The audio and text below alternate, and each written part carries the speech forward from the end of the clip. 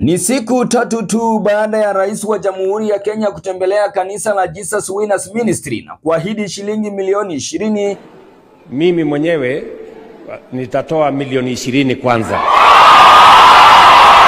Upepo wa mtandaoni umebadilika. Vijana wa Gen Z kwa mtindo wao wa kipekee wamejitokeza kwa nguvu. Wamesambaza nambari ya simu ya mchungaji wa kanisa hilo Edward Mwai wakimtaka atoe maelezo. SHA is not functioning. HELB is not working. These communities are suffering all over there. People are dying there in hospitals. Doctors want to go on a strike. That is an insult to intelligence. So we are not going to settle for less. We are going to send those salamus to Dr. Mwai and to you, Mr. President. Mimi naitwa Njoro.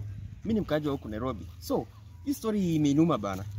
The president could have used this money kupeleka nchi mbele bana. Kuna watu wanaumia Turkana. Salamu zikamiminika za kejeli, za maswali na za shinikizo. Fedha hizi zinalalamikiwa kwa njia ya ufisadi wa mali ya umma. Jana hao wanasema wasirudisha pesa hizo mara moja.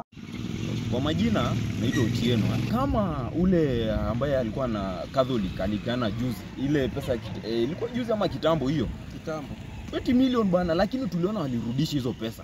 Alijua hapa Kenya tunaumia. Lakini swali kuu linabaki, mbona rais ameenda kinyume na amri yake mwenyewe? Mwezi Julai mwaka 2024 aliweka marufuku kwa wafanyakazi wa umma kushiriki michango hadharani. No state officer or public servant shall participate in public contributions or harambes going forward.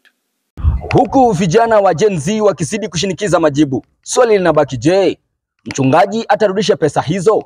Na zaidi ya yote, je, rais atasimama kidete kwa ahadi yake ya uwazi na uadilifu?